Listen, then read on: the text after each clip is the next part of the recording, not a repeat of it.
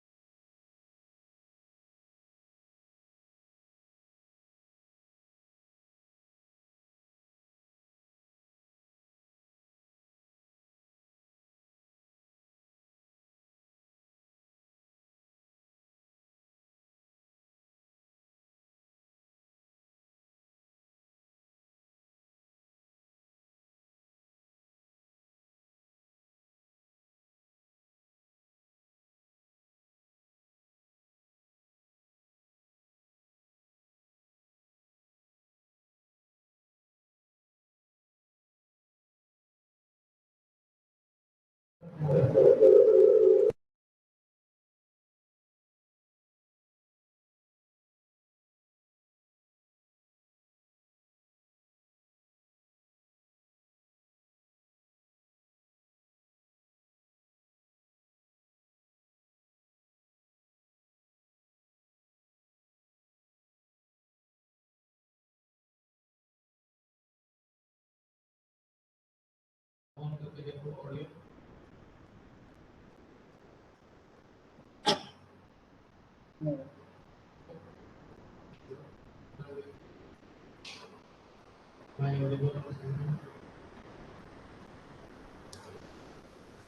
everyone.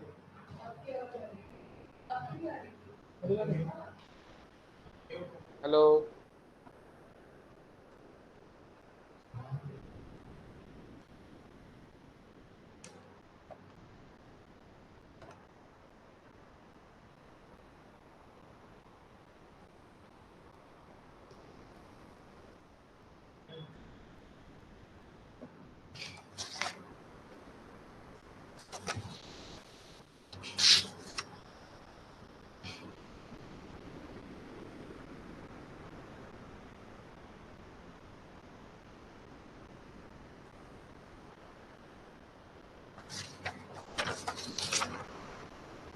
Without camera.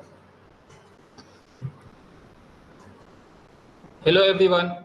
I, Mohammed Hassan Halimi, a student convener of this event, welcome you all again to the second day of 1 week long Indo-US Vajra course on Fundamentals of Electromagnetics, EMF 2022, sponsored by SERB under Vajra scheme organized by NIT Silchar in joint collaboration with IEEE Silchar subsection, Jawaharlal Nehru University Delhi and California State University USA, and hosted by Department of Electronics and Communication Engineering, NIT Silchar.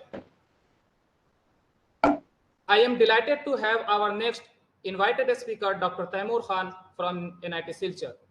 Dr. Taimur Khan was awarded his PhD degree in Electronics and Communication Engineering from National Institute of Technology, NIT Patna.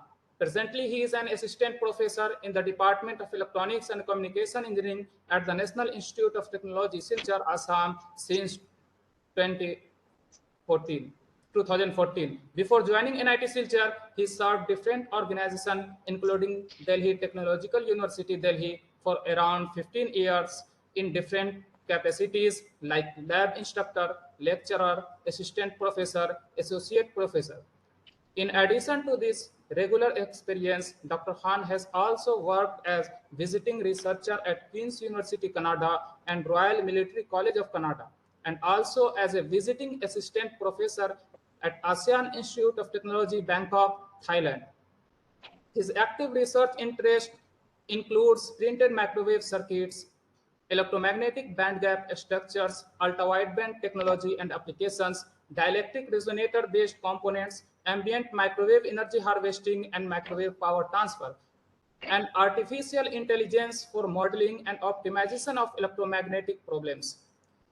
Dr. Khan has successfully guided 6 PhD theses in the area of electromagnetic engineering and allied domain, and presently is supervising 3 PhD students and published over 100 research articles in well-indexed SCI journals of repute, as well as in world-renowned flagship conference proceedings. He has successfully completed 1 major project and 2 minor projects funded by SERB, MHRD, and AICTE, respectively, and presently executing 4 collaborative projects, including Spark and Vajra research projects with Queen's University, Canada, and California State University, USA, financially sponsored by IEEE, MHRD, and SERB, respectively. Dr. Khan was recipient of prestigious IIT Professor SVC Aya Memorial Award of the year 2020. This award is issued by the students of Professor S.V. Chandrasekhar Aya in memory of their professor at IISc Bangalore. The award is bestowed annually by IIT India to a person for providing excellence guidance in the field of electronics and telecommunication research work, particularly related to electromagnetic and microwave engineering during the past 5 years. Dr. Khan was the luckiest one to receive this prestigious national award for the year 2020 in 63rd annual IET convention held on 27 September 2020. He is a fellow of IE India, fellow of IET India, senior member of IEEE, IEEE Antenna and Propagation Society, IEEE MTTS Society, and URSI, and also a member of the editorial board of Ville International Journal of RF and Microwave Computer Aided Engineering. Dr. Khan et al. Has successfully edited 4 research books, including most recent first book entitled Elements of Radio Frequency Energy Harvesting and Wireless Power Transfer Systems, and another one entitled Band Notch Characteristics in Ultra-Wideband Antennas, both published by CRC Press, Taylor and Francis, USA. Dr. Khan is actively involved in IEEE activities, and he was the founder chair of IEEE Silchar subsection in the year 2021 and founder faculty advisor of IEEE MTTS student branch chapter at NIT Silchar in the year 2019, and presently he is serving as a chair of IEEE Silchar subsection, faculty advisor of IEEE MTTS student branch chapter, and also as a general chair for flagship Silchar subsection conference IEEE Silicon 2022. In addition, he is serving as an executive committee member of both IEEE Kolkata section and IEEE APS MTTS chapter of Kolkata section and regional coordinator of Asia Pacific Region 10 for IEEE APS chapter activity committee. IEEE APS Paper Awards Subcommittee and IEEE APS Chapter Award Committee at 3 for the year of 2022. With this, I welcome and invite you, sir, to start the session. Thank you, Hassan. Thank you very much for a nice introduction. Now, give me the access to share my screen.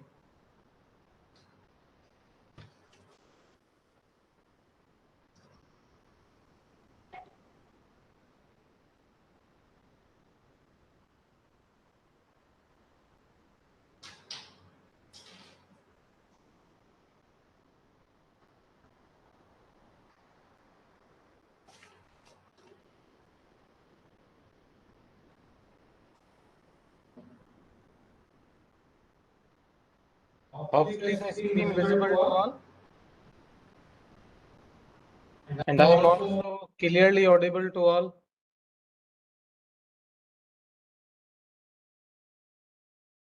Okay. A very good evening to one and all. Whosoever present in the second day of ongoing 1 week long Indo-Canada Vajra Indo-US Vajra course on fundamentals of electromagnetics EMF 2022. Now, in this lecture, I am going to cover starting from vector algebra, then coordinate systems in first part, and later on I'll come to the second one. Now, let me start from that one by taking the basic things related to that vector algebra. That vector algebra is basically the mathematical subjects which is most frequently taught by the mathematician, but ultimately as far as the application is concerned, it is very easy when we correlate that mathematical part in the form of real implementation in electromagnetics. That is the representation of electric field, representation of magnetic field, followed by representation of electromagnetic waves with the help of vector algebra. In all the textbooks based on that EMFT, the very first unit of the subject is basically the vector algebra, that is purely mathematical part, and how this mathematical part will help to represent or to discuss the things related to electromagnetics, or discuss the things related to electric field, magnetic field, or electromagnetic waves. Now coming to that one, that what is electromagnetic? Basically, it is a branch in which basically the electric and magnetic phenomena are studied in fundamentals way. Later on, their different advanced versions of the same electromagnetic theories will come in the form of guided structures, in the form of unguided structure. Later on, we'll see that one. Then when EMFT or electromagnetic theory we talk about in the form of guided structure, then it becomes an microengineering. When we talk about that electromagnetic theory in the free space, then it becomes solely the antenna engineering. Now coming to that several applications part of that electromagnetic field theory, that it is more or less available everywhere, starting from that my antenna theory, then electric machines, satellite communications, then especially biomedical sites, plasma, nuclear research, fiber optics, electromagnetic interference and compatibility, then electrochemical energy conversion, radiometrology, remote sensing, etc.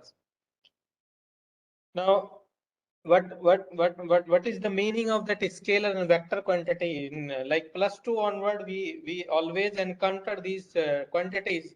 That scalar is a quantity which has only the magnitude, whereas vector is a quantity that has both magnitude as well as direction.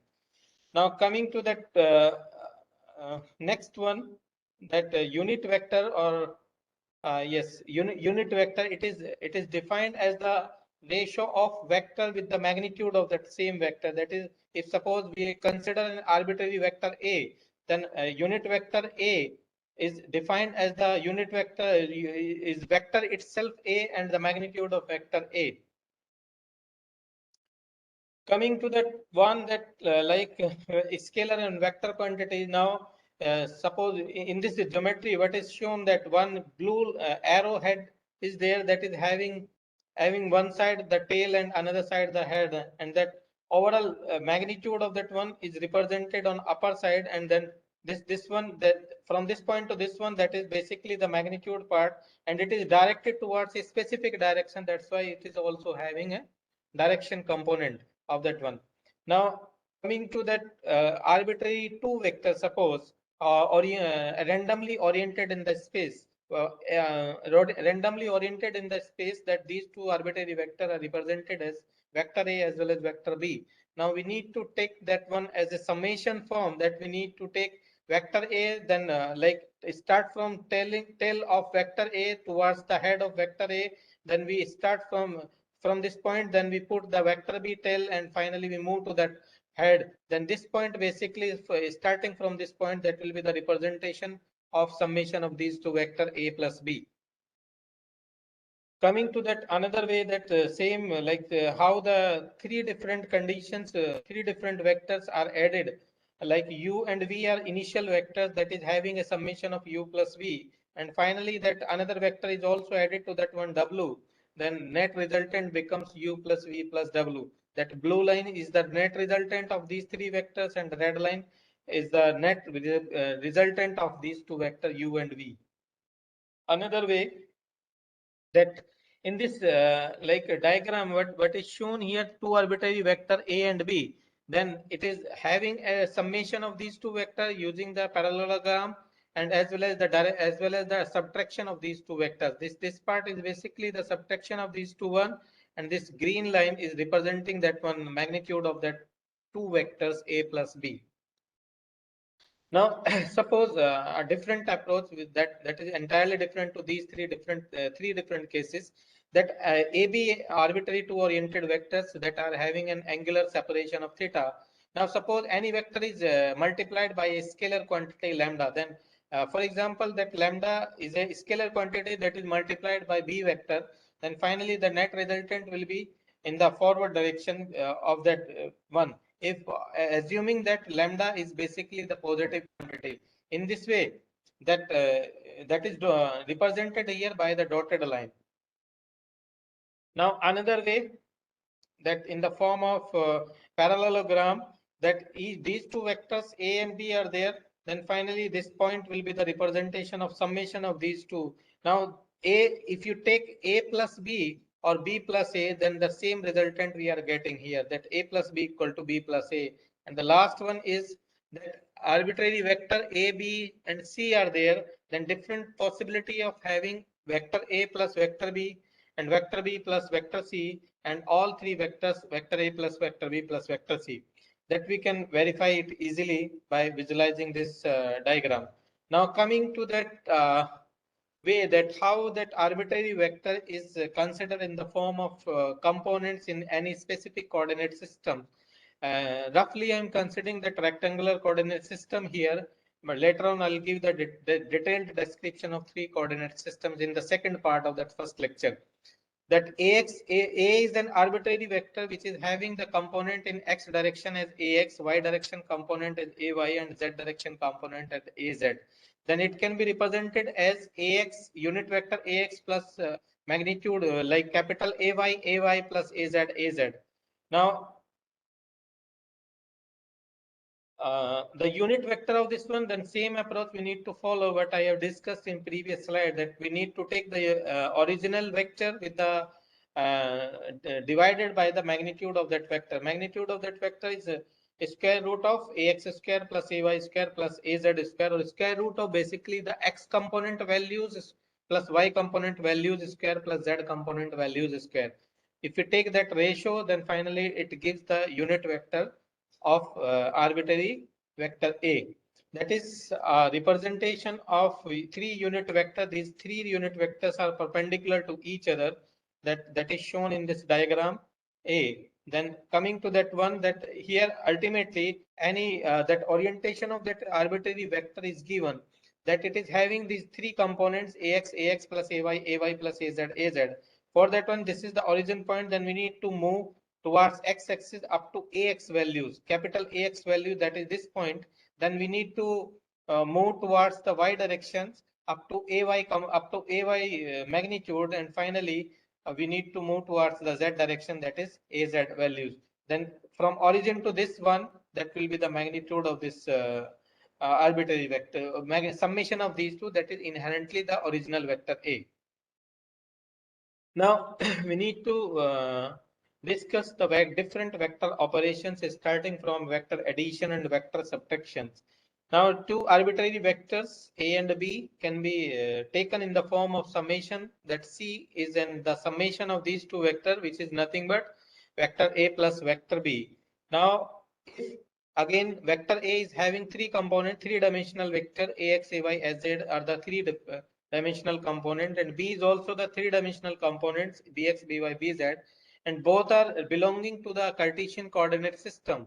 Then summation of these two vectors basically will be the magnitude component of first vector plus magnitude component of second vector multiplied by the unit vector in that x direction.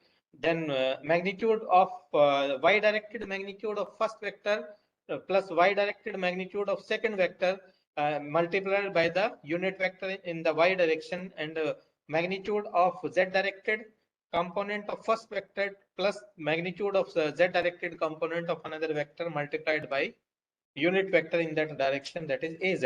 That is basically, again it will have a vector quantity. The summation of these two vectors will also be a vector quantity, that is having magnitude, as well as that it will generate another magnitude, which is the summation of ax plus bx, that is basically the cx. We can take it as a cx ax plus cy ay plus cz az, where cx equal to ax plus bx, cy equal to ay plus by, and cz equal to az plus bz. Now, the graphical representation of summation basically, that is C equal to A plus B in the form of parallelogram rule or head to tail approach. That these two things that we can easily visualize, that if two arbitrary vectors A and B are there, then ultimately we need to plot these two as a dotted line to complete that parallelogram, and the diagonal arms of that parallelogram will give the magnitude of these two vectors. And again, in the head tail approach, that finally we need to start from the tail of first vector towards the head of first vector. Then we connect that head of first vector to the tail of second vector, and we move towards the head of second vector. And finally, the tail of first vector, the line connecting from the tail of first vector to the head of second vector, that will be basically the resultant of these two. That is C here. C is nothing but that is ax plus bx into ax plus ay plus by into ay plus az plus bz into bz. Now, subtraction may also be done in the same way, because subtraction is nothing but that is the summation of one positive vector with the summation of one another negative vector. That is nothing but a minus b can be written as a plus vector b minus. Okay, then same thing means b is represented in the form of negative way, then bx will be minus bx and by will be minus by and bz will also be minus bz. That's why ax minus bx into ax plus ay minus by into ay plus az minus bz into bz. That is the representation, graphical representation using parallelogram and head to tail rule for the subtraction of two vectors. That can be easily understood here, that ultimately these two original vector, vector A and vector B. Now A minus B is to be calculated, then we need to plot minus B vector first from the origin. That is the same magnitude in the opposite direction, that will be the minus B. And finally, this is one vector, this is another vector, then the resultant of these two vectors will be the diagonal arms of that parallelogram, and finally that b will be nothing but that it will be equal to a minus b. Same thing in case of head to tail rule, we d equal to a minus b. Now coming to that one basic laws of vector algebra, specifically that related to that one addition part, then a plus b equal to b plus a. That is belonging to that specific that commutative property, that vector addition follows the commutative property laws. And then multiplication will also be that if you are having any scalar quantity k and you multiply that k with that original vector, then the resultant will be the same, that you multiply the original vector with that scalar quantity. That is the thing. Now coming to that second property, that is associative property. Under this property, what we need to do, that the summation, suppose three vectors or n number of vectors is to be calculated. In that way, that you take any two arbitrary vectors first, and then the resultant is added to the third vector, then the resultant is added to the fourth vector up to nth number of that one. Then that basically that is up to you, that how you take the any two vectors arbitrary. That here in out of ABC, what is happening first, that first B plus C is taken, then the resultant is added to the original vector A, and the right hand side A plus B is taken first, then finally the resultant is added to the original vector C. Then in these two cases the resultant will be same. That's why we are saying that the vector addition, or that one vector algebra, or these three important, out of these three important laws, that second one is also followed that by that vector quantity. Same thing you can verify in the multiplication form, that k and l are two scalar quantity and a is the vector quantity. Then you multiply that scalar quantity with that vector one first. That is up to you, that which scalar quantity you are taking first. Then ultimately the resultant will remain same. It is not going to change. Then third one is the distributed property, that is k is an scalar quantity and ab are two vector quantity. Then k like scalar, the product of scalar quantity with the summation of two vector is nothing but the product of first vector plus the summation of product of first vector with the summation of product of second vector. That is the distributed property. Then coming to that one second, after addition and subtraction, that we need to take care of that position vectors and distance vectors in case of three different coordinates, or more specifically in the Cartesian coordinate system. Here that position vector rp, the radius vector of point p is as the directed distance from the origin OP. That is rp is nothing but x ax plus y ay plus z az. In that way, that is this origin means rp vector is there, and p is the like coordinate for this arbitrary point is 3 4 5. Okay, then how it is coming, then that no need to repeat again, because I have already discussed in the previous slide that how this these dotted lines are coming, and how this y equal to 4 and x equal to 3 and z equal to 5 is coming. Now the distance vector is basically suppose rp is the this one. Rp is this vector, and another vector if 2 points P and Q are given by Px, Py, Pz. This is one point P. Okay, another point is also there Qx, Qy, Qz somewhere in this rectangular coordinate system. Then the distance vector between these 2 points is nothing but that Rpq equal to Rq minus Rp. In that way, what notation we will take, that Rq vector will take first, then it will be subtract the another vector from its way. That Rq minus Rp is nothing but Rpq. That is in this way. That Rp is arbitrary vector from that origin. Rq is another arbitrary vector from this point. Then we need to find out the vector distance between these 2 points PQ. That Rpq is nothing but that is Rq minus Rp. That we can calculate easily in the form of vector as well as in the form of radial distance, because this way distance vector is also. Then vector multiplications. In that way, there are two possibility of having the vector multiplication. That is either that one dot product or cross product.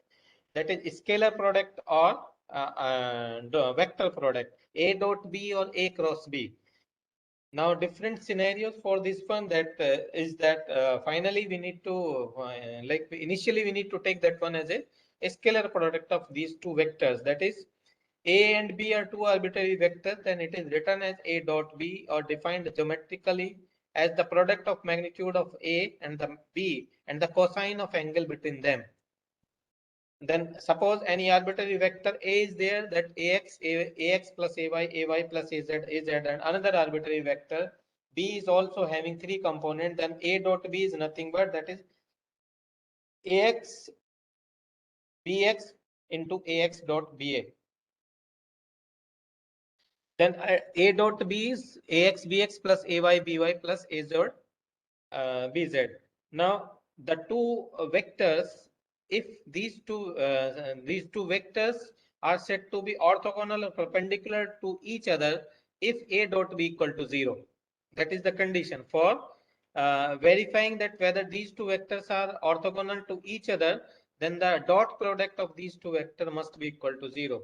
The second point, that dot product obeys the commutative law property, that A dot B equal to B dot A, as well as the distributive property A dot B plus C equal to A dot B plus A dot C. That these two properties, distributed law as well as commutative law, is applicable to dot product. Also, the dot product of vector obeys the following these two rules. One is that dot product of vector of any arbitrary vector by itself, that is the magnitude square values of the magnitude of that vector. That is, then another way, that the dot product of unit vector with with the same unit vector equal to 1, and the dot product of two perpendicular unit vector will be equal to 0. That is ax dot ax equal to 1, ay dot ay equal to 1, az dot az equal to 1, and the next one is ax dot ay equal to 0, ay dot az equal to 0, and az dot ax equal to 0. Now coming to that second part, that is the vector product or cross product, that is A cross B. The cross product is represented as A cross B. Okay, coming to that diagram form directly, that these two ultimately, that in dot product, what was the mathematical expression? A dot B equal to AB cos theta. Now it is having a different expression, that A cross B is nothing but magnitude of A into magnitude of B into sine angle, that is the angle between these two vectors, into a unit vector normal to that surface. That is, now like this cross product basically follows that right hand rule as well as the right-handed screw rule, that we can visualize in that figure B and C. Now coming to that one, that arbitrary two vectors are given to us, that is ax plus ay plus az. Then finally a cross product can be represented in this form. Then or in the form of determinant, we can represent it is very easily that ax, ay, az, three unit vector, then three components of first vector and three component of another vector we put into this values of that like particular element of the determinant. Then finally we solve this determinant, that will be the product of that one, and that will come in this form. Now that cross product does not follow the commutative law, that is A cross B does not equal to B cross A. It is an anti-commutative, that is A cross B equal to minus B cross A. That is, it is not associative. It means A cross B cross C does not equal to A cross B cross C. It is distributive, that is A cross B plus C equal to A cross B plus A cross C. A cross A equal to 0. It means the cross product of vector of any arbitrary vector by the same arbitrary vector equal to 0.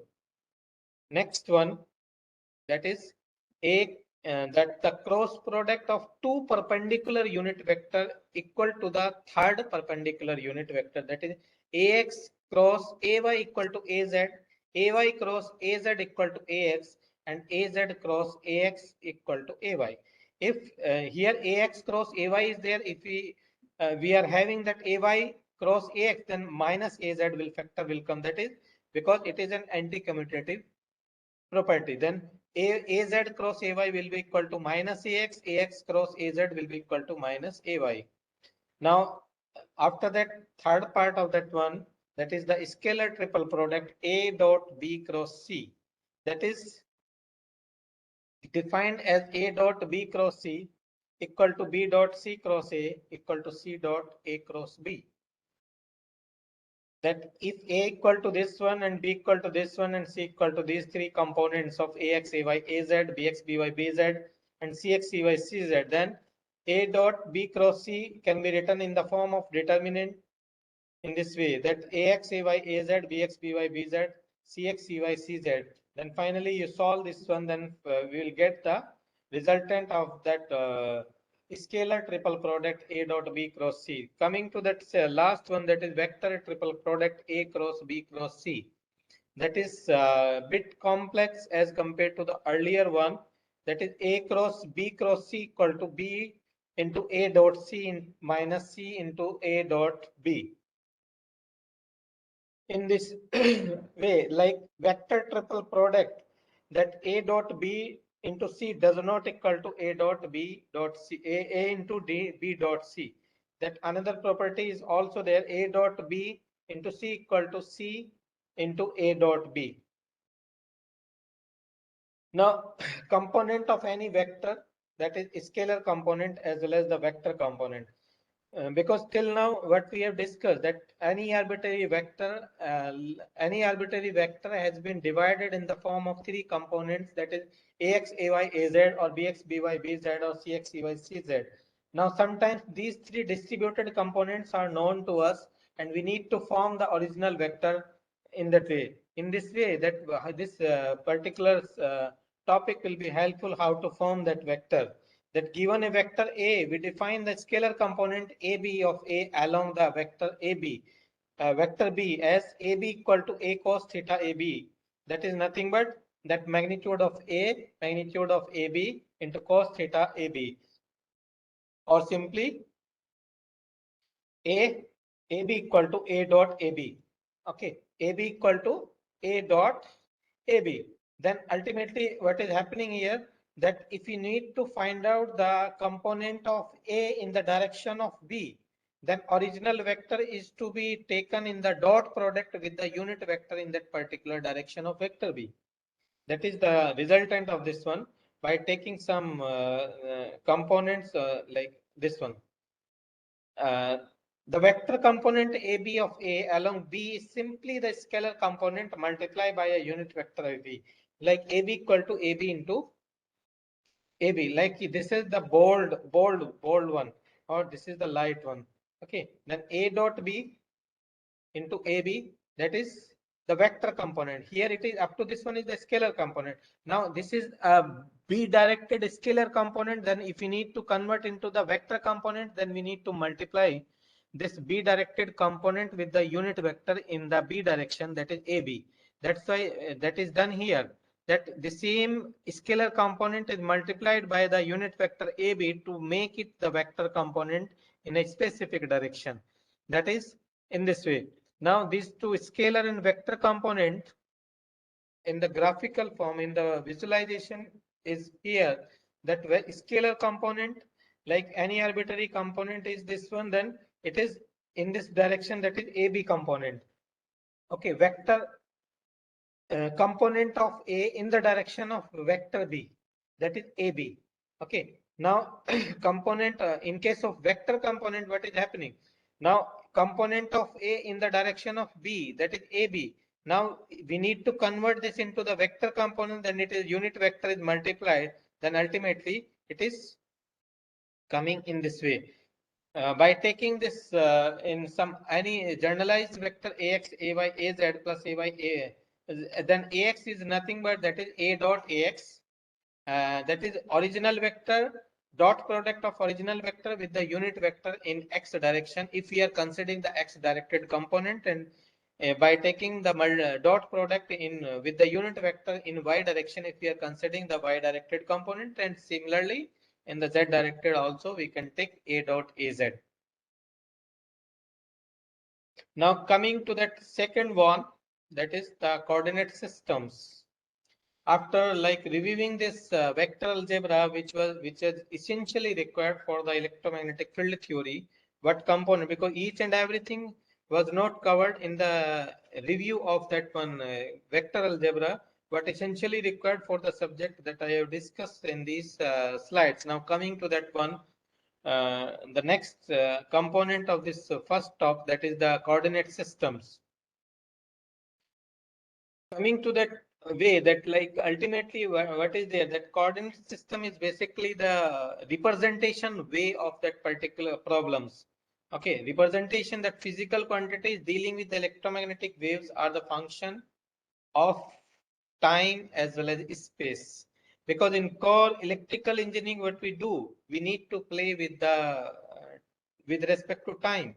Here in case of specifically in case of electromagnetic theories, what we need to do, we need to play with respect to time as well as space coordinate. Then space factor, ultimately how the quantity is changing with respect to time, that we already studied in case of basic electrical engineering. Now how the quantity is changing with respect to space coordinate, then ultimately is to be discussed under the coordinate system. Now first we need to take the behavior of that quantity as a function of space coordinate, as a function of space variables. For that one, we need to define the specific standardized coordinate systems in the form of orthogonal as well as in the non-orthogonal form. What coordinate systems we generally prefer in the electromagnetic field theory, these are the orthogonal coordinate systems, but there are some other ways of maybe some having some specific applications of non-orthogonal coordinate system that is not being discussed here. Okay, coming to that is directly to the orthogonal coordinate systems, that out of the several orthogonal coordinate systems, that first three are most popularly used as far as our subject is concerned, that is Cartesian or rectangular coordinate system, cylindrical coordinate system, or spherical coordinate system. Now visualization of that cylindrical coordinate system, how the rho theta, sorry, rho phi z are changing. Three different color. Green color is basically representing the radius of that one cylinder, and the blue scale basically, or blue surface is representing the z axis, and then red or magenta color is basically representing the that phi angle of that one. Coming to that one, visualization of spherical coordinate systems, that in next slide that behavior will be clear to us. Now coming to this one, that how the things are represented in three coordinate systems, specifically in that one rectangular coordinate system, three different color slabs are there. based on that three different axes, x-axis, y-axis, and z-axis. One specifically, suppose if we talk about green color, that is the y equal to constant plane.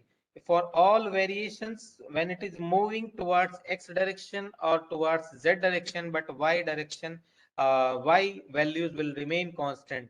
Same thing is happening with other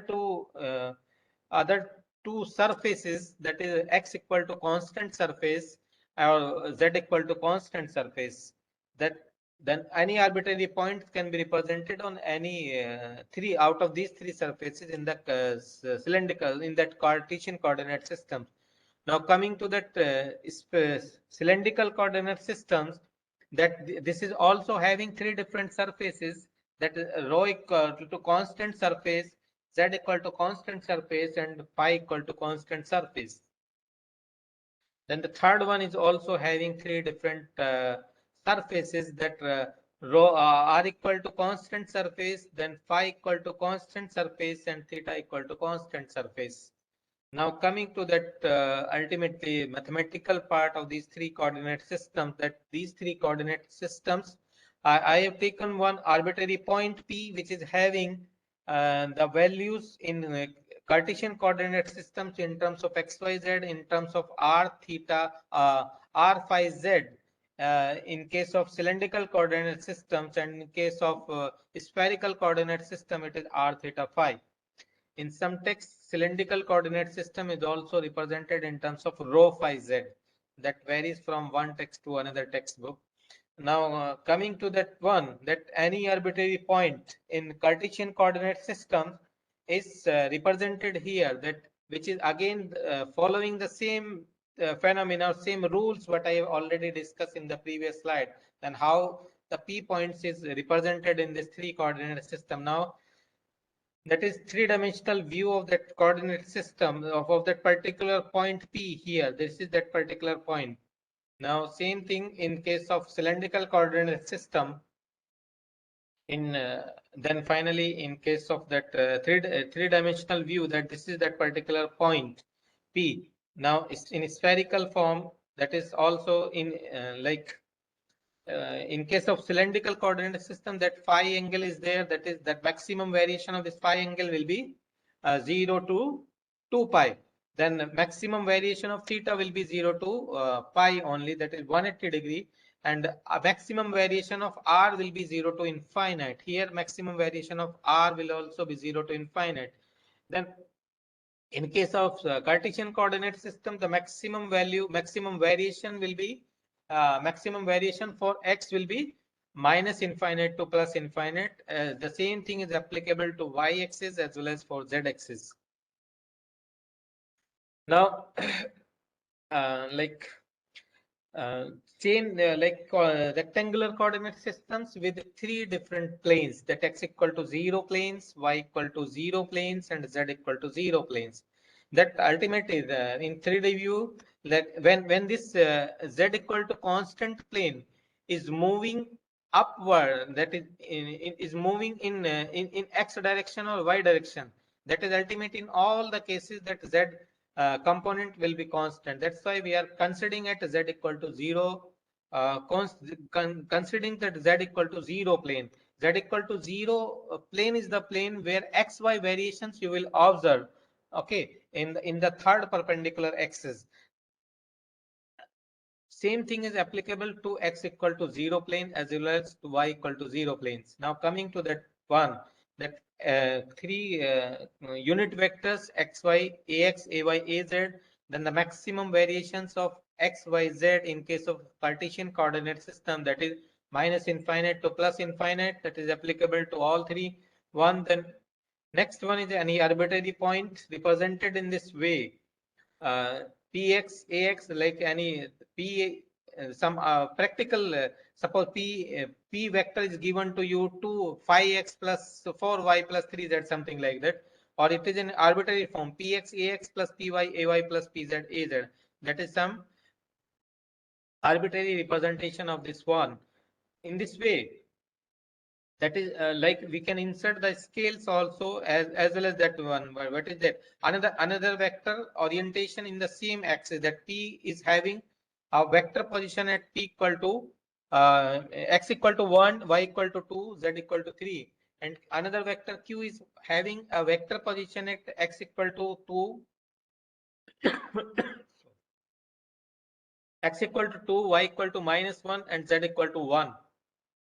That is, now from origin to that vector point P, that is RP vector, and from origin to this another point, that is RQ vector. Then PQ basically the distance between these two vectors, that is RPQ, that we can calculate easily. That is, suppose it is x1 y1 z1, it is x2 y2 z2, then vector RPQ is nothing but that is x2 minus x1 into ax plus y2 minus y1 into ay plus z2 minus z1 into az. Here that arbitrary vector P, and then magnitude of that arbitrary vector and unit vector of that one can be defined in this way. Then three components for this arbitrary vectors is to be calculated from that P. That what is the behavior of that component in x direction, that we need to take the dot product of this original vector with the unit vector in that particular direction in which we are willing to find out the components. That suppose if we take the x direction as a reference, then we need to drive the for driving the x directed component px, we need to take the dot product of p with ax. Ax is the unit vector in x direction. In case of cylindrical coordinate systems, what is happening here, that this any arbitrary point, that is the three-dimensional surface, a cross-sectional 1/4 section of that cylindrical surface represented here, that z equal to a constant, phi equal to a constant plane, rho equal to a constant plane. Then for better we consider that arbitrary point here, that T is an arbitrary point which is placed on the surface of that cylindrical surface, that is having the three unit vectors a rho, a phi, and az. Then the orientation of this point is rho1 phi1 z1. Then this angle will be perpendicular projection of this point in the in this direction, and the angle from x-axis will be the phi angle, and this one is the radius of this cylindrical surface, that is rho1. Now if we take this is an arbitrary surface, okay, of this one. If we need to take only the differential part of that one, that it can be represented in this way, that is ultimately d rho d phi and dz components will be there in along with that three Cartesian coordinate points. That is how these are linked with the Cartesian points, that is x, y, z, and how these are linked with the d rho, d phi, and dz. Now, like we can represent this one in terms of like how rho phi z is a function of x, y, z, or how x, y, z is a function of rho phi z. In this one, this point is basically, this point is nothing but that is that arbitrary point, and this angle is phi. Then finally, if we can divide this component into the this in this direction, that will come in the rho cos phi and rho sin phi. And this part is nothing but that is the x component, x direction. Then x will be equal to rho cos phi, and this is going towards the y direction, then y will be equal to rho sin phi. Then z will be similar z. Then x equal to rho cos phi, y equal to rho sin phi, z equal to z. Then that is rho phi z, sorry, x y z in terms of rho phi z. If vice versa is to be derived, then finally we need to calculate. We take the square of these two equations and take the summation. Then finally we'll get x square equal to rho square cos square phi plus y square, x square plus y square equal to rho square within bracket cos square phi plus sin square phi. Then cos square phi plus sin square phi will be equal to 1. Then rho will be equal to square root of x square plus y square. Then angle can be derived easily by taking the tan inverse of y upon x. That is phi equal to a tan inverse y upon x, z equal to z, that will remain constant. Another thing means that vector product of unit vector in Cartesian coordinate systems and unit vector in case of cylindrical coordinate system can also be written in this way.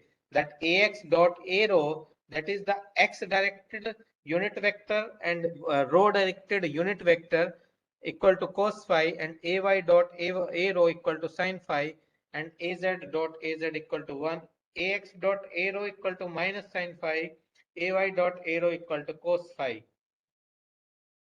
And if like three different surfaces are to be taken, then rho d phi, rho d phi one surface, rho dz is another surface, and rho d phi dz will be the third surface.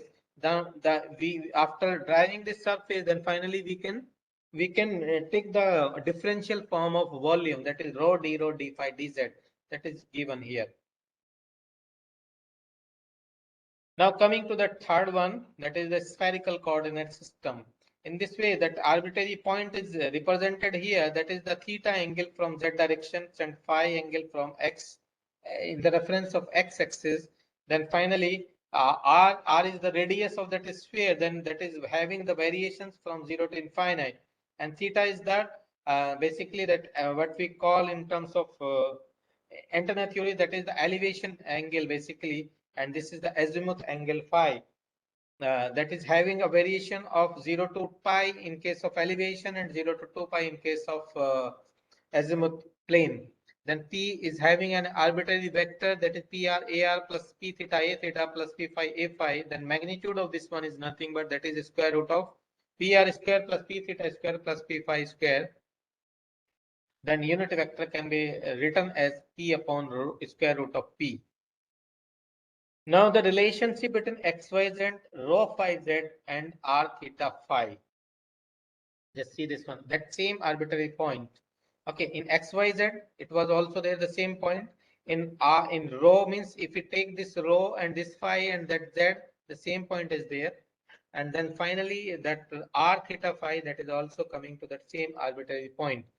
Then in this way that like we can create easily this y directed component and x directed component with respect to this phi angle, because if it is phi and this is that is having that magnitude rho, then it can be divided into two component. X directed component will be rho cos phi, and y directed component will be rho sin phi. If it is rho sin phi, then this will also be rho sin phi. If it is rho cos phi, then it will also be rho cos phi. Same thing is there, then it is theta. It is theta, and this is magnitude is r. Then in this direction r cos theta will lie, and in this direction r sin theta will lie. Then this is similar to this one. Then that's why rho equal to r sin theta. Okay. Then originally that in case of relationship between x y z and rho phi z, that is x equal to rho cos phi, y equal to rho sin phi, z equal to z. But in case of when we drive this rho phi z in terms of r theta phi, that is rho equal to r sin theta, z equal to rho equal to uh, r cos theta. Then x equal to, you put these values of rho here, then finally x equal to rho r sin theta cos phi, and y equal to r sin theta sin phi, and z equal to r cos theta. Now x y z in terms of r theta phi, x y z in terms of rho phi z, then r can be written as square root of x square plus y square plus z square, means by taking the square of these three values and summing of these three values, then finally we'll get r equal to square root of x square plus y square plus z square, theta equal to cos inverse z upon r, and phi equal to sin inverse tan inverse y upon x. It means r theta phi in terms of x y z, x y z in terms of r theta phi, and x y z in terms of rho phi z, and rho uh, rho phi. Okay, yes. Now this relationship can also be taken, that is unit vector transformation from one coordinate system to another coordinate system. If some vector is given in the form of spherical coordinate system, then it can be converted in terms of rectangular coordinate system by using this relationship, that is ax ay az in terms of ar a theta a phi. Then same thing means vice versa may also be possible, that AR, A theta, A phi in terms of AX, AY, AZ. These things can also be proved, but because of virtual environment, because of time constraint, it is not possible to drive all these things. Now coming to that one, after describing the three coordinate systems, we are moving ahead to define the differential elements in terms of length, surface, and volumes in three coordinate system. That is, like any arbitrary point that we have considered earlier, that it is having basically some three-dimensional surface like this. Okay, or we have picked up that point from that arbitrary rectangular coordinate surface.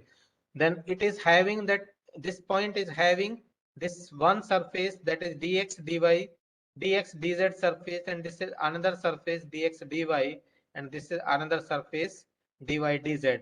And that is in this direction, that opposite to this direction, that will be the minus what you will call that dx dz into ay, dx dz into ay, and the direction of that one will be the minus ay direction. And then same thing dx dy into z direction, and this bottom surface will be dx dy into minus z direction. Then dy dz into ax, and this opposite side will be the dy dz into minus ax. That this is the three different that how the differential element is represented in that one your Cartesian coordinate system. That same thing is visualized in like different way, that dy dz into dy dz in x direction. That surface will be visualized in the x direction, then dz dx surface will be visualized in y direction, and dy dx surface will be visualized in z direction. That is dy dz into ax, and dx dz into dy, and dy dx into az. Differential length, that is dx ax plus dy ay plus dz az, that we can easily write down in this form. Then the volume will be equal to the all three dimensions or differential length multiplied to each other. That is dx dy dz will be the total volume of this differential element. Now coming to the differential area, in this way, that how it will be there, that three different surfaces are there, dx dy into az, and dy dz into ax, and dz dx into ay. That these three like directive surfaces or areas will be there, but volume will be not having any specific directions. Then differential length components are also the direction that one direction means that is specific direction, that is dx in ax direction, dy in ay direction, and dz in az direction.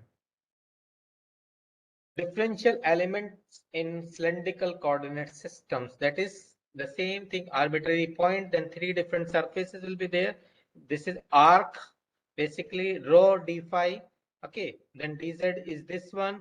Then the overall it will be visualized in the a rho direction, that is point from this one a rho direction. Okay, then d rho dz will be visualized in d phi direction, that is from this point, that is a phi, this one, and az is up this one. Then d rho into rho d phi in the z direction. Then finally we can take it in the differential form. The differential length or differential displacement dl equal to d rho a rho plus rho d phi a phi plus dz az. Then differential normal area ds equal to rho d phi dz into a rho equal to, that is another surface area d rho dz into a phi equal to rho d phi dz d rho into az. The volume will be equal to dv equal to rho d rho d phi dz. Now coming to that one, that is the spherical coordinate systems. In this way, that differential dimensions basically will be dr, r d rho, and this part will be the r sin phi. That is, these three surfaces will be there, r theta, r sin theta d phi in the ar directions, and r sin theta d rho and dr in the theta direction, and r theta dr in the phi direction. Then finally we can take these three surfaces, or with the help of these three surfaces we can define the differential length in this in this way. Differential length dl equal to dr ar plus r d theta a theta plus r sin theta d phi, that is differential area dA equal to dr ar d theta a phi r dr d theta a phi, that is in this, these three areas can be represented in this. Finally volume dv equal to r square sin theta dr d theta d phi. Same thing, the differential element in spherical coordinate system what we have picked up, that in three-dimensional view it will be look like this one, that is constant theta surface, that is constant phi surface, and then constant r surface. That is, here we can visualize the relationship of three coordinate systems, that is dx Cartesian coordinate systems, and spherical rectangular coordinate systems, and spherical coordinate systems. Dx in cylindrical form, that these things same points, and then this may also be mapped in this form, that is cylindrical to spherical coordinate systems. Then in these two, if we are moving from this point to this point, or from this side to this side, then finally we need to define each and everything in case of cylindrical coordinates, that is r phi z. Then in case of, if you are moving from this one to this side, or from this side to this side, then we need to take the each and everything in terms of spherical coordinate value, that is r theta phi, in case of r theta phi. Now relationship between three coordinate systems, x equal to r sin theta cos phi, y equal to r sin theta sin phi, z equal to r cos theta, that we have discussed in case of that spherical coordinate systems. Now theta equal to tan inverse rho upon z equal to cos inverse z upon r, that may also be derived easily. Coming to that one, r equal to square root of x square plus y square plus z square. Then theta equal to tan inverse square root of x square plus y square upon z, and phi equal to tan inverse y upon x, or equal to cos inverse x upon y. Then ultimately transformation of vector. Earlier I have discussed that one transformation of unit vector from one coordinate system to another one. Now the transformation of vector components from one coordinate system to another coordinate system, that is a rho a phi a z in terms of ax ay az. Then second one is ax ay az in terms of a rho a phi az, and the third one is ar a theta a phi in terms of ax ay az, and the last one ax ay az in terms of ar a theta a phi. This is the summary of three coordinate systems, basically in one page, each and everything what I have discussed in last I think 1 hour, that can be summarized here, and it is clearly visualized that how the things from one, how the representations numerical form representations is taken place in one coordinate systems to another coordinate system to third coordinate systems. Now, after that, the next part of this one, in the same continuation, that del square, gradient, divergence, and curl. If you require, we can have a break of 5 minutes. Otherwise, I can continue up to 9 o'clock without any break. That is up to the participants. Should I take a break of few minutes, or I need to continue?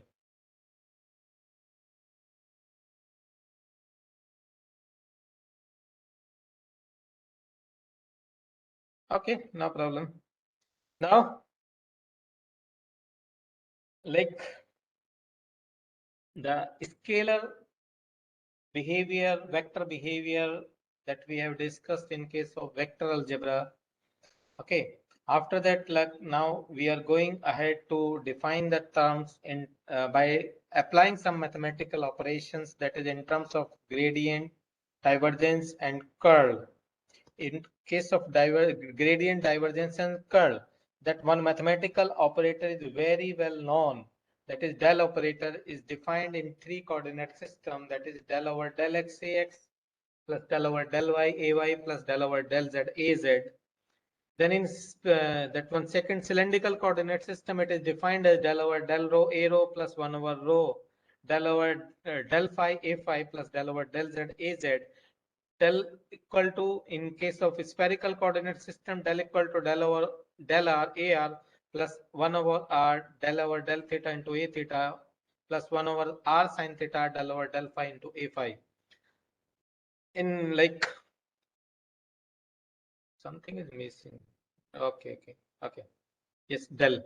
Now, in one of the slides that later on I'll give you how this factor is coming in case of this one, how gradient this factor will come, and how the gradient in Cartesian coordinate systems can be helpful to drive the gradient factor in case of other two, that is cylindrical coordinate system and spherical coordinate system. But before that, we need to see some properties of gradient, that is gradient of a scalar field is a vector quantity, or gradient of a scalar quantity is a vector quantity. Then how it is there, like v is a scalar one. Okay, v is a three-dimensional scalar quantity that is having x component, y component, z component. When you are applying that, when you are taking the derivative of that v with respect to x, then it will give you ax component. Okay, then when you take the derivative of v with respect to y, then it will give you another directed component, and then we take this that derivative of v with respect to z, then it will give you the z directed component. Now ultimately these three components uh, respectively are being multiplied by the three unit vector ax, ay, az. That's why the behavior of that gradient v, that is a vector quantity. It means the scalar quantity, if we apply the gradient on a scalar quantity, then the behavior of that scalar quantity becomes the vector quantity. Okay. Then properties of that one, that gradient of summation of vector quantity, summation of scalar quantity equal to the gradient of scalar quantity equal to summation of gradient of quantities. Suppose you are having n number of quantities, suppose x u1 u2 u3 up to un, then the gradient or del operator or gradient of u1 plus u2 plus u3 equal to gradient of u1 plus gradient of u2 plus gradient of u3 up to gradient of u1. That is means gradient of summation of scalar quantity equal to the summation of gradient of quantities. Then the second part is gradient of product of two scalar quantities. That it is nothing but the gradient of product of two vectors equal to the first vector into the gradient of second vector plus second vector into gradient of first vector, and same things we can extend for the derivative of the gradient of derivative of two vector, that is u means first vector into derivative of second vector minus second vector derivative of first vector upon u square.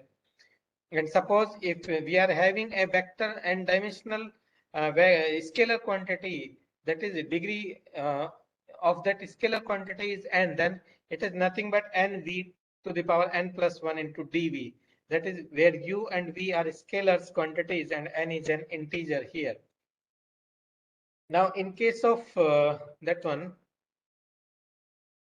mathematically form, in case of rectangular coordinate systems, it is given as del over del x into ax plus del over del y into ay plus del over del z into az. In case of cylindrical form, it is given as 1 over rho del over del rho into rho a rho plus 1 over rho into del over del phi into a phi plus del over del z into az. In case of third one, that is spherical coordinate systems, it is given as 1 over r square into del over del r into r square ar plus 1 over sine theta into del over del theta a theta sine theta plus 1 over r sine theta into del over del phi into a phi.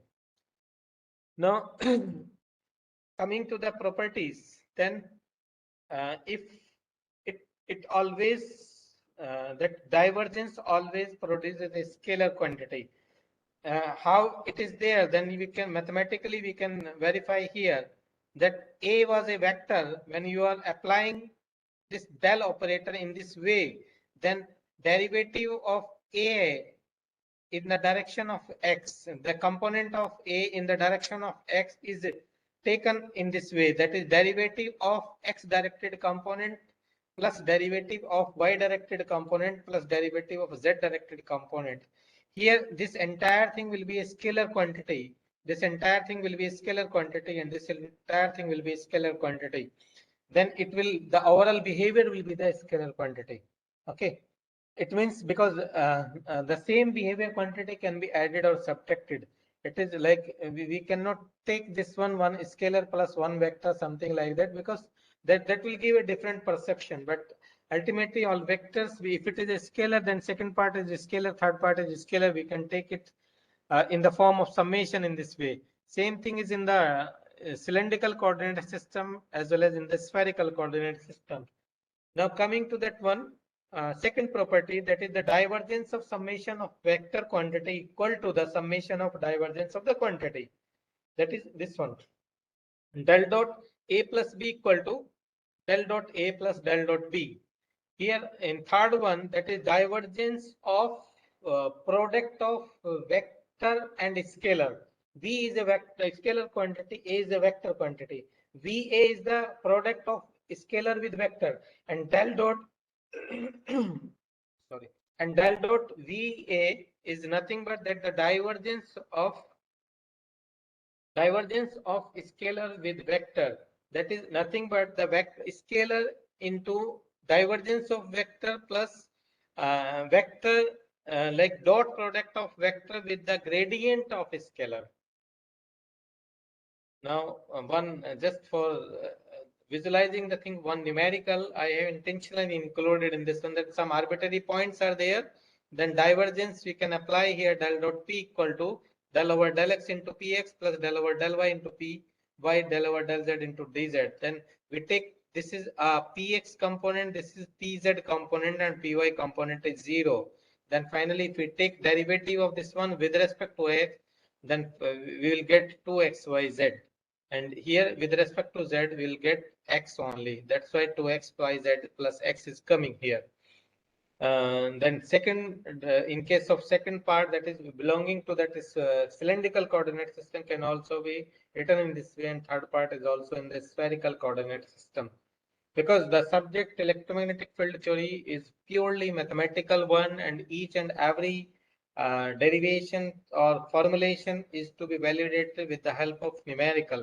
But as far as that this lecture or that FDP or that course is concerned, it is like it is not possible to take the help of that numerical part in all the cases. Now coming to that one, after divergence we can come to that, that is basically this one divergence theorem. It is defined as the divergence of that is closed surface integral of a divergence of vector A.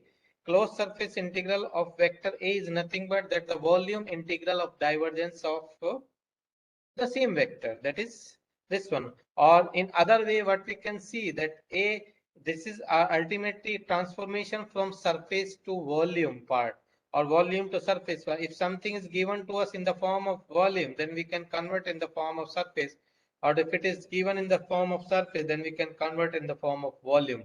Then finally we can do the derivation of this divergence theorem with the help of some numerical, that is one arbitrary numerical is there, d equal to 2xyz ax plus x square ay coulombs per meter square, and the rectangular parallelepiped formed by the planes x equal to 0 and 1, y equal to 0 to 2, and z equal to 0 to 3, 0 and 3.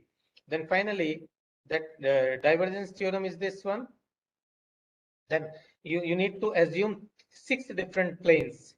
X equal to 0, one plane, x equal to 1, another plane, y equal to 0, another plane, y equal to 2, another plane, z equal to 0, another plane, and z equal to 3, another plane. Then these three conditions are here, that dx at x equal to 0, that is coming 0, that we can put here. I put x equal to 0, then d at x equal to 0 equal to 0, then d at x equal to 1 equal to 2y ax plus ay, Similarly, y component can also be derived as x square ay and 4x ax plus x square ay, and third one 2xy ax plus x square ay. Now we need to take this one, left hand side of this one. In generalized form, we can also derive that one, but if it will be, because it is applicable to any arbitrary vector, that's why intentionally I have taken in the form of some numerical form, so that the complexity of the mathematics will be reduced here. That is closed surface integral of d dot ds equal to uh, that is y equal to 0 to 2 plane into y like x equal to 0 plane. In that way, y surfaces will be there, that is y equal to 0 to 2, z equal to 0 to 3, and y equal to 0 to 2, z equal to 3, for x equal to another one, x equal to 1, because two surfaces is there, one is x equal to 0, another one is x equal to 1. Then these two surfaces are included here. If we are taking one is in the positive direction, then back side of that one will be the negative direction. That's why that x equal to 0 is considered in the minus x direction, and s equal to 1 is considered in the plus x direction surface. The same thing is applied for these two surfaces for y axis as well as for the z axis. Now we need to solve this one, and finally this by doing some mathematical rearrangement or solving these two integral simple integrations, finally we'll get that it is coming around that 12. It is coming 12. Okay, now we need to go to the second part, that right hand side of that one, del dot d. Del dot d is given to us, that is this one, d is this one. Then we need to calculate del dot d first. Del dot d, that is coming here 2y. Del dot t, we need to solve this one. Finally, it is coming 2y. Now we need to put this del dot v, del dot d into this expression. That is volume integral of del dot d to v. That is volume integral of volume integral means all three surfaces, x equal to 0 to 1, y equal to 0 to 2, z equal to 0 to 3, 2y dx dy dz equal to 2 into 1 into 3 into 0 to 2 into y. Because x, this is only y component is there, x and y, like x differential element x, dx and dz will be replaced by that values only.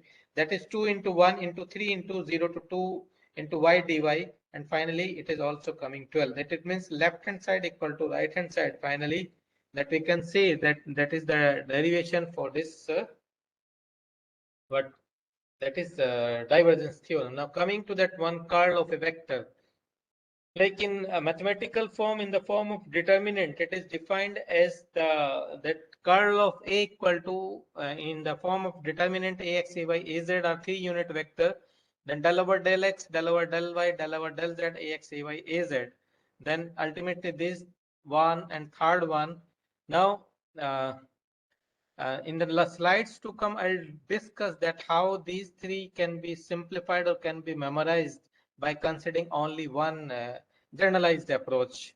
Okay, but before that, we need to discuss some properties of curl. That curl of a vector field is another vector field. That is true. Because if we take A is there, then curl of A, if we solve this one, then it will also belongs to a vector quantity. Then curl of summation of vector, that is nothing but the summation of curl of vector. Okay, curl of product of vector is not directly that one, that is A into divergence of B minus B into divergence of A plus B into gradient of A minus, that is divergence of negative, or that we can take it plus del dot A no, it will remain as it is A dot del into B. That is that one. Then divergence, sorry, curl of product of vector with scalar, vector and scalar, product of vector and scalar, that is V into curl of vector plus, that is that one, vector product of gradient of scalar and vector quantity. That is next one is the divergence of curl of vector vanishes, means divergence of curl of any vector will be equal to 0. Now this can also be proved by taking that any arbitrary numerical. We can pick up that previously discussed numerical in case of divergence theorem. Then this theorem can also be, very not this only, all these. Okay, sorry. Now, a divergence-less vector quantity can be represented in terms of curl of another vector quantity. If del dot A equal to 0, del dot A equal to 0 means A is a divergence-less quantity. Then A can be represented in curl of another vector quantity B. Here A and B both are vector quantities. Curl of gradient of a scalar quantity also vanishes. That is curl of del dot del cross del dot V equal to 0. Del dot del cross A equal to 0, that is divergence of curl of a vector equal to 0, and curl of gradient of scalar quantity equal to, that is not that one dot, that is without dot, because otherwise there will be V is a scalar quantity, there is a misprint here. It is del V, not del dot V. Otherwise, because curl of gradient of a scalar field equal to 0. Now coming to that one Stokes theorem, that is mathematical, it is defined as the surface integral of curl of vector quantity, curl of any vector equal to the line integral of that vector itself. That is, it is basically a transformation theorem from surface to line or line to surface integral form. The same thing, it can also be proved with the help by taking some standard numerical that is skipped here because of some time constraint of the talk. Now coming to that one, some important things that in case of that cylindrical, in case of rectangular coordinate system, del was defined as del over del x ax plus del over del y ay into del plus del over del z into az. With the help of that one, how these two del factor can be derived. That is in this way, how this del factor will be in cylindrical coordinate system and how that divergence factor in that cylindrical coordinate system is coming. Same thing we can extend for the spherical coordinate system also. That is del in case of that one. In case of Cartesian coordinate system is given as del over del x ax plus del over del y ay plus del over del z az. Now x equal to rho cos phi, y equal to rho sin phi, and del over del x is given in this form, that cos phi del over del rho minus sin phi upon rho into del over del phi, and del over del y equal to sin phi into del over del rho cos phi into del over. Now in this way, like del over del x, this del over del x can be replaced by this one, this del over del y can be replaced by this one.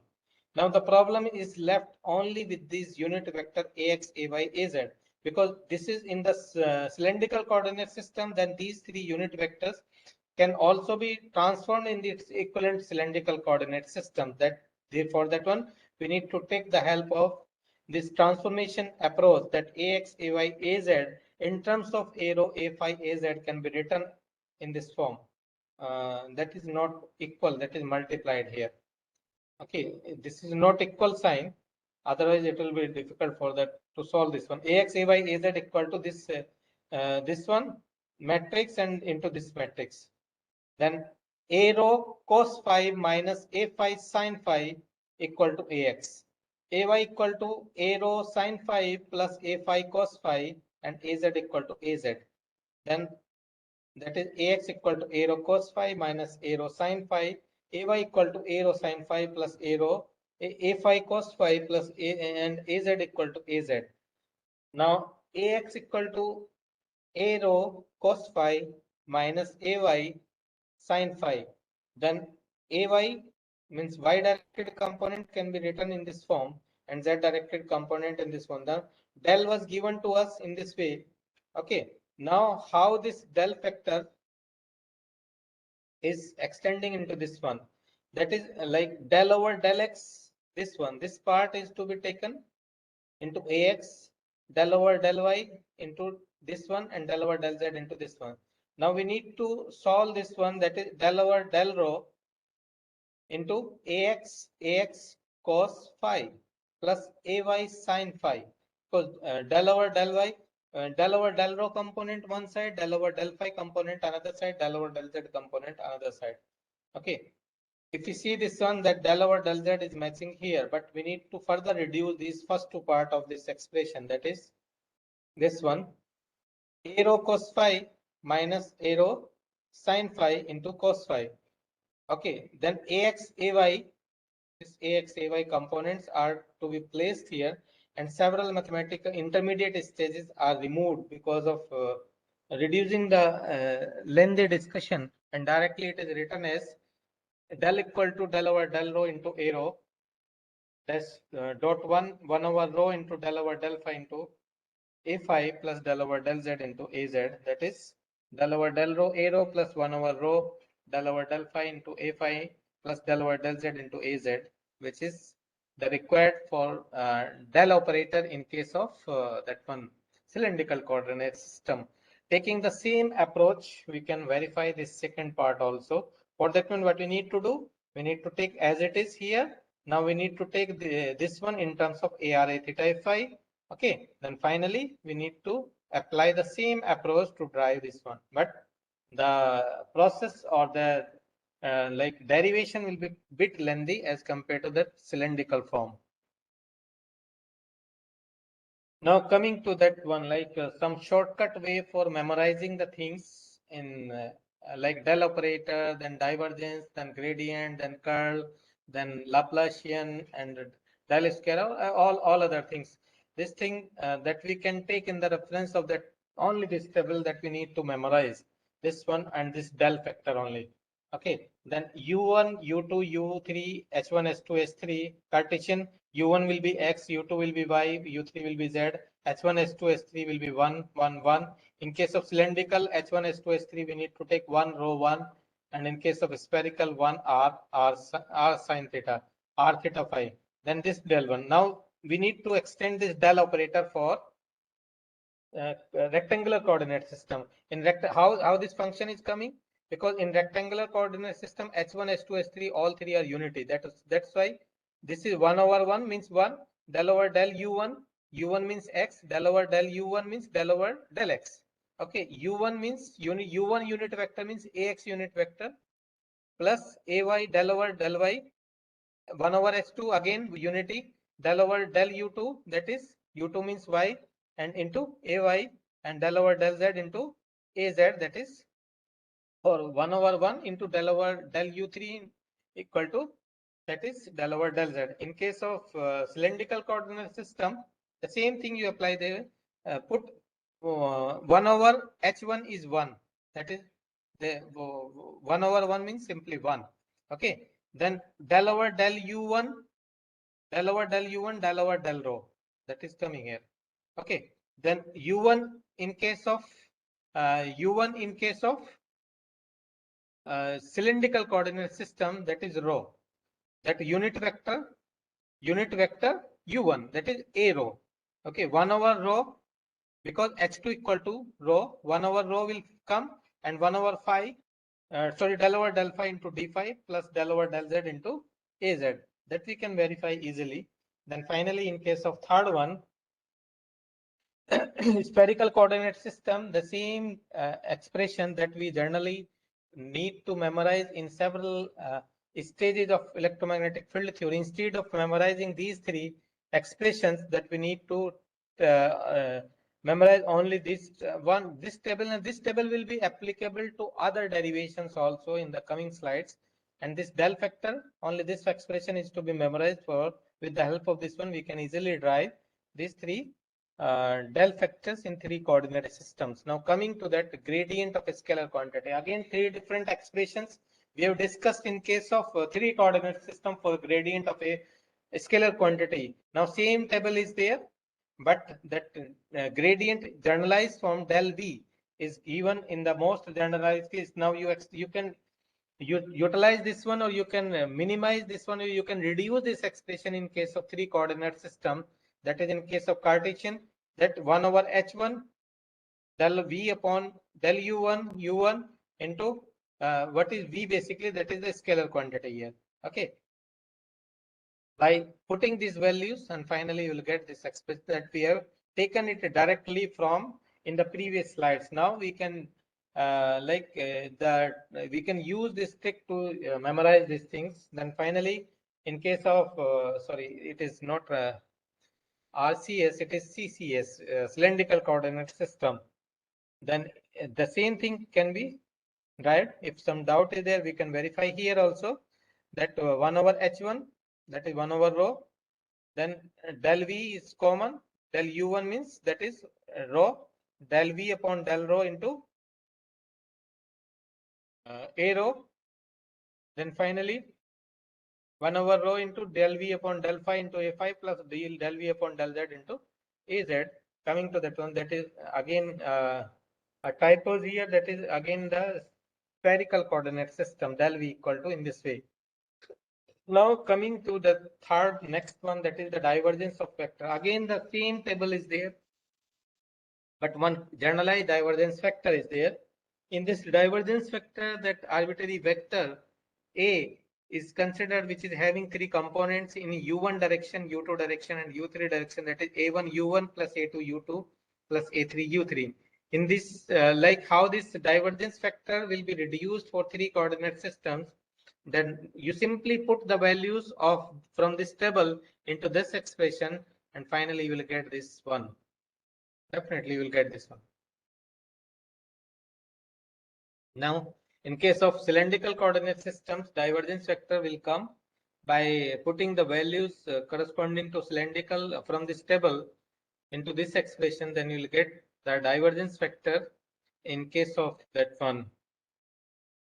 In case of the third one, that is cylindrical, sorry, spherical coordinate systems, it can also be derived by the same generalized expression of divergence.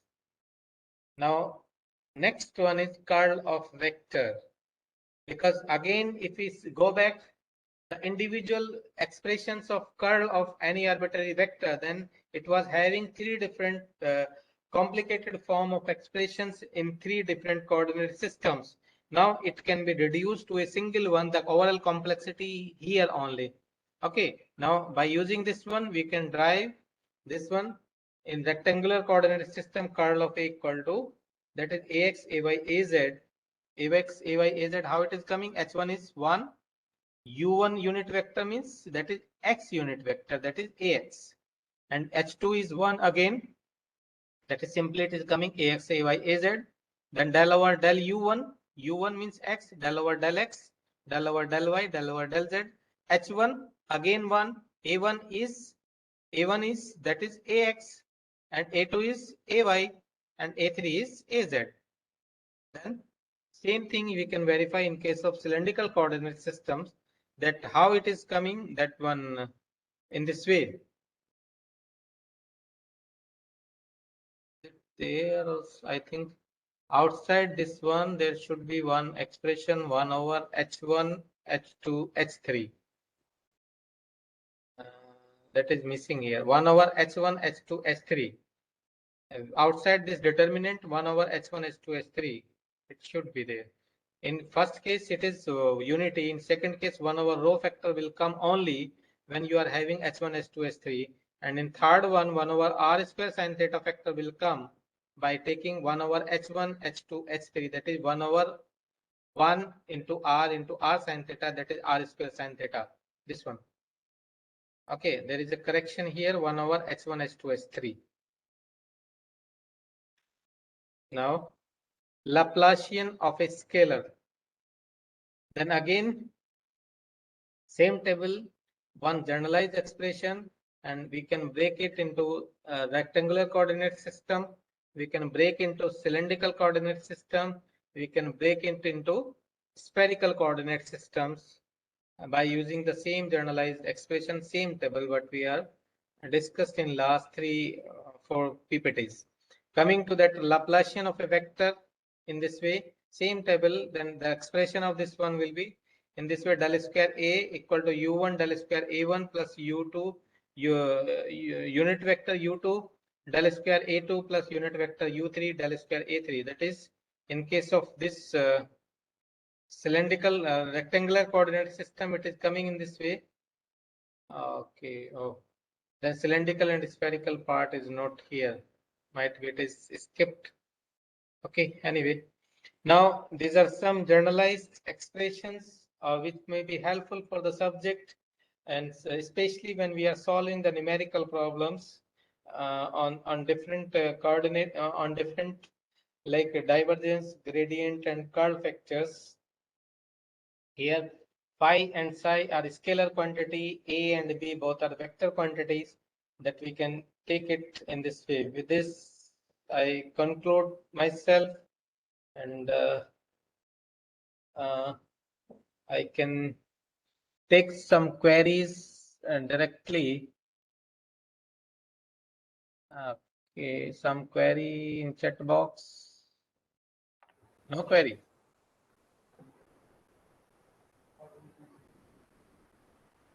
Okay, one query is there. How we will consider surface vector for closed surface area?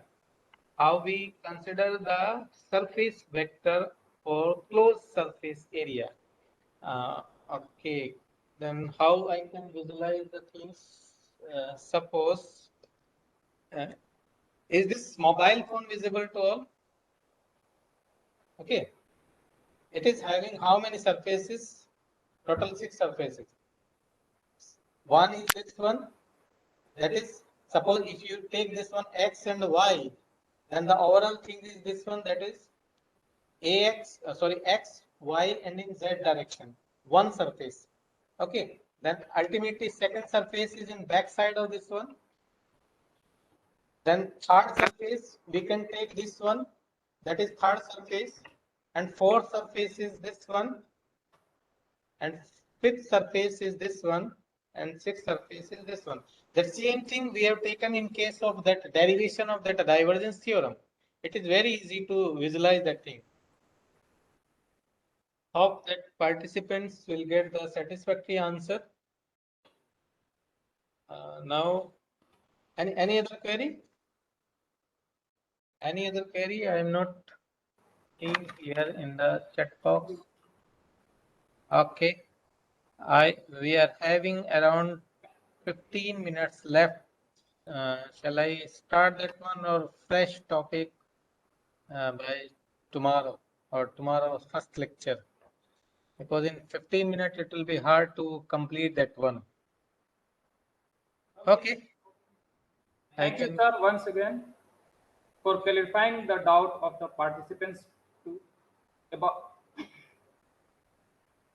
Thank you, sir, for insightful delivery in this session. It was really very informative session about vector algebra, coordinate system, vector calculus, which is very necessary to understand electromagnetic field theory. With this, I must say thanks to you, sir, for accepting our invitation and for delivering an informative talk. Thank you once again for gracing this event. It was our pleasure to have you this event. Evening. Thank you, Hassan. Thank you very much. Now you conclude overall event. Okay. Now I think this is the time to conclude the second day activities. We'll meet again tomorrow at 7 p.m. with the two different topics. One may be something related to electrostatics, one may be something related to magnetostatics. Because ultimately the subject electromagnetic field theory, it is not possible to cover each and everything in a limited period of 1 week. It is a complete semester subject. That's why what main things which are like essentially required for understanding the fundamentals of electromagnetics are being targeted in this ongoing 1 week long like course, and hopefully some doubts will be clear to you in this today's session, yesterday's session, and will also be cleared in tomorrow, day after tomorrow, and finally the last day also. Okay. Now with this, we thank you all. Once again, we'll see you tomorrow. But before leaving, you post your attendance. You post the feedback of day two, because this is essentially required for finally preparing that one your certificates.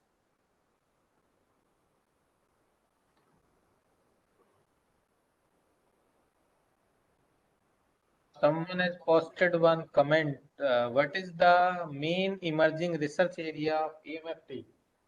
EMFT is everywhere nowadays.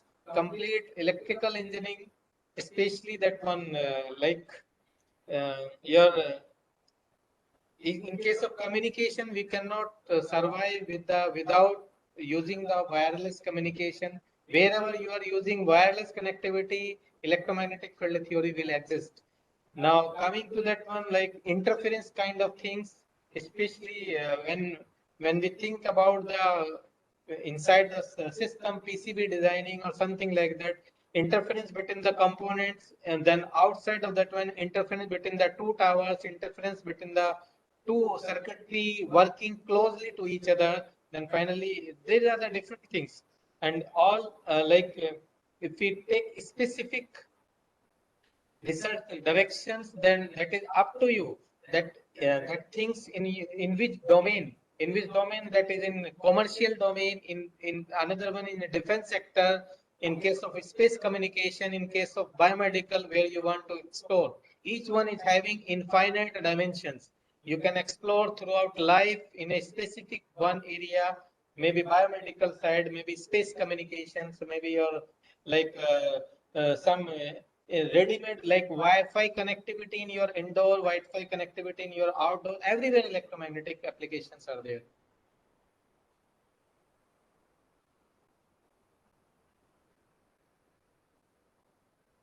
Okay. Now, any other query? No query. Okay. Okay. Thank you everyone for joining us. We will meet again tomorrow for scheduled lecture 5 and lecture 6 starting from 7 p.m. onward.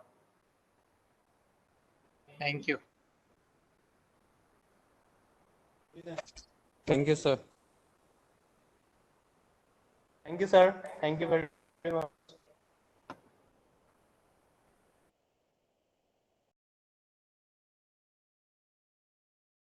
Oh, yeah.